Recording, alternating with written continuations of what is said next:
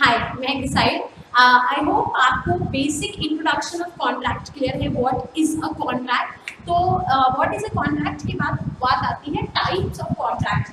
कौन कौन सी तरीके के कॉन्ट्रैक्ट्स है? The first type of contract is on the basis of creation, मतलब जिस तरीके से उसको बनाया गया है। So first is expressed contracts. Express contracts देखो नाम से बता रहा है एक्सप्रेस, जिसको कह दिया जाए भाई मार्कर खरीदना है, 50 रुपए देने पड़ेंगे, मार्कर दे देंगे। Everything is expressed, all the terms and conditions are being demonstrated. जहां पर सारी चीजों को एक्सप्रेस कर दिया जाए उसको कहा जाता है express contracts. Now the second is implied contract. Implied चीजें जहां पर इम्प्लाइड है, ऑब्वियस है, आपको एक्सप्रेस करने की जरूरत नहीं है। फॉर एग्जाम्पल मैंने बोर्ड बस करी, बस की बोर्ड करा, I went I have to go somewhere and this is implied that I will buy the ticket and the other person will drop me to the desired destination. मैं restaurant में गई, मैंने खाना खाया, तो ये चीज इम्प्लाइड है कि मैं वहां पे पैसे दूंगी, राइट? ऐसे कुछ कॉन्ट्रैक्ट्स जो कि आपके कंडक्ट, आपके इम्प्लीकेशन से है कि yes you will definitely do it. वहां पे एक्सप्रेशन की जरूरत नहीं है। मैं खाना खा रही होटल में, ऑब्वियसली वेटर आके मुझे बार बार बोलेगा नहीं कि मैम आप खाना खा रहे हो पैसे देने होंगे, मैम आप खाना खा रहे हो पैसे देने होंगे, right? Such things are implied, जहां पर आपको टर्म्स एंड कंडीशंस को डेमोन्स्ट्रेट नहीं करना पड़ता है, that is implied contract. Express contracts and implied contracts. Second is on the basis of execution. Execution जिस तरीके से वो किया जाए, एग्जीक्यूट किया जाए। First is executed. देखिए नाम again will go with the literal meaning, so it will be very easy for you to actually decode what exactly it was written. Executed, executed जो हो चुका है, past tense, ऑलरेडी एग्जीक्यूट कर दिया गया। आपने मेरे को 50 रुपए दिए, मैंने आपको मार्क कर दिया, अपने घर में आप हैप्पी। एग्जीक्यूटेड जो कॉन्ट्रैक्ट ऑलरेडी एग्जीक्यूट हो चुके हैं, दोनों पार्टीज अपने अपने रिस्पेक्टिव लीगल ऑब्लिगेशन, अपने अपने रिस्पेक्टिव काम कर चुकी हैं, that is called executed contract. Second is executory. Executory, executory का मतलब होता है जो अभी पेंडिंग है, मतलब ऑपोजिट ऑफ एग्जीक्यूटेड। एग्जीक्यूटेड जो कि हो चुका है और एग्जीक्यूटरी जो अभी पेंडिंग है। इसमें दो क्लासेस आते हैं, एक तो है हमारा बायलेटरल और एक है यूनिलेटरल। अब ये समझते हैं कि ये क्या है। देखिए नाम से पता चल रहा है, अगेन यूनि मतलब वन और बाय मतलब दो। हाँ, इसको समझने के लिए एग्जाम्पल है। मैंने आज फ्लिपकार्ट पे बुक ऑर्डर करी।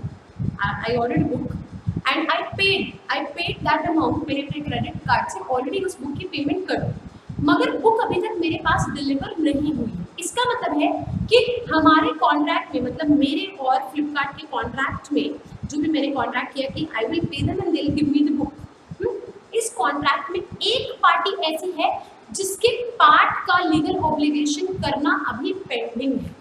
When there is one party due with the legal obligations, that is called unilateral executory contracts। एक पार्टी ऐसी है जिसने कि अभी कॉन्ट्रैक्ट को एग्जीक्यूट नहीं किया है, मगर एक है जिसने ऑलरेडी कर दिया है। आई हैव ऑलरेडी पेड, मैंने अपने हिस्से का काम पूरा कर दिया, मगर उन्होंने मुझे अभी तक बुक नहीं दी। This is called unilateral executory contract. But अगर हम बायलेटरल की बात करें, मैंने बुक ऑर्डर करी मगर ना तो पैसे दिए, कैश ऑन डिलीवरी डाल दिया, ना तो पैसे दिए और ना ही बुक मेरे पास है, तो कॉन्ट्रैक्ट तो बन चुका है, मगर फिर भी ना तो मैंने पैसे दिए और ना ही उन्होंने मुझे बुक दी। तो it means that both of the parties are still due with their respective legal obligations. दोनों को अपने अपने हिस्से का काम करना अभी ड्यू है। This is called bilateral executory contract, जो एग्जीक्यूट नहीं हुए हैं दोनों तरफ से। Clear? I hope I'm trying to make it very easy for you, so I hope it is very clear. The last is on the basis of enforceability. Contract on the basis of enforceability. ये बहुत important है क्योंकि आपको हर जगह काम आएगा, और इसको समझने के लिए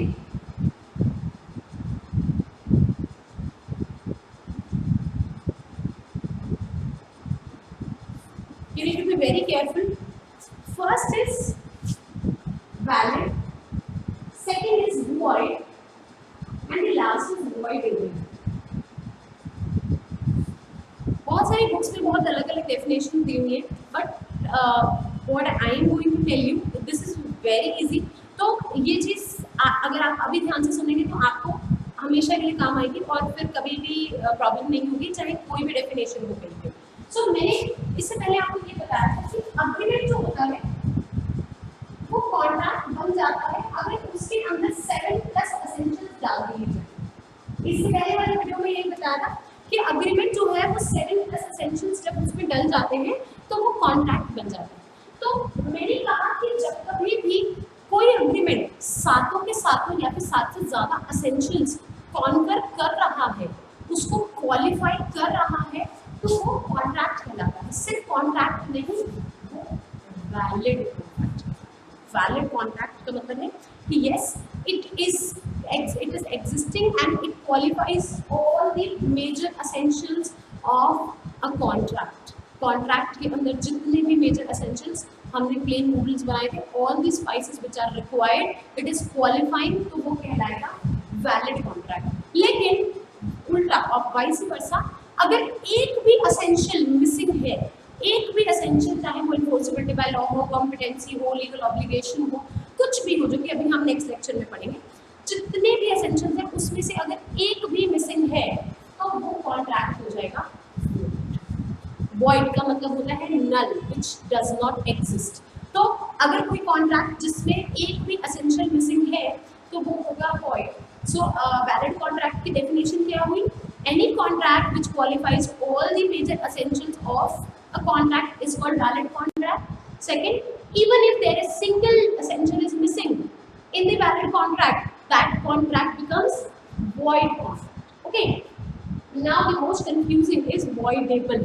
void और valid तो आसान है, next is voidable. अभी हम लोगों ने एक मार्कर का कॉन्ट्रैक्ट किया था कि आप मुझसे मार्कर खरीदोगे 50 रुपये में और आपने मुझे 10 रुपये भी दिए थे, याद करो पिछले लेक्चर में। तो अब क्या हुआ, next day you came and you said ma'am आप बहुत महंगा दे दो, सॉरी मैं नहीं ले सकता। मैंने ठीक है, मतलब व्हाट हैपेंड, आप वो कॉन्ट्रैक्ट वॉइड हो गया। मतलब कि एक दिन पहले जब आपने मुझे 10 रुपये दिए थे, मैंने आपको ऑफर किया था, आपने एक्सेप्ट किया था, तब तो सब कुछ ठीक था, तब चीजें थी वैलिड। लेकिन बाद में किसी एक पार्टी की वजह से वो वैलिड कॉन्ट्रैक्ट हो गया वॉइड। उसको कहते हैं वॉइड, जिसको वॉइड किया जा सकता है, वॉइडेबल, जिसको तोड़ा जा सकता है, that is voidable. I went to a shop, मुझे 2 ड्रेसेस पसंद आई, मैंने उससे भैया से बोला भैया मुझे लेनी एक है, मैं ले तो जा रही हूँ, मेरी मम्मी को जो पसंद आएगी तो मैं रख लूँगी, बाकी आपको वापस कर दूँगी। This is voidable. कि जब कॉन्ट्रैक्ट बना था तो दोनों का बना था, लेकिन जब मैंने एक ड्रेस वापस करी तो that particular in respect of that particular dress the contract is voidable, जिसको वॉइड किया जा सकता है। I hope it is clear. तो वॉइड का एक्चुअल मीनिंग होता है नल, which does not exist, and voidable, जिसको नल किया जा सकता है, जिसको तोड़ा जा सकता है। So these are the types of contracts on the 3 bases. I hope it is clear. Next lecture में हम लोग करेंगे what are the major essentials, जो बार बार बोल रहे हैं essential, what are those essential और उनकी actual requirement क्या है।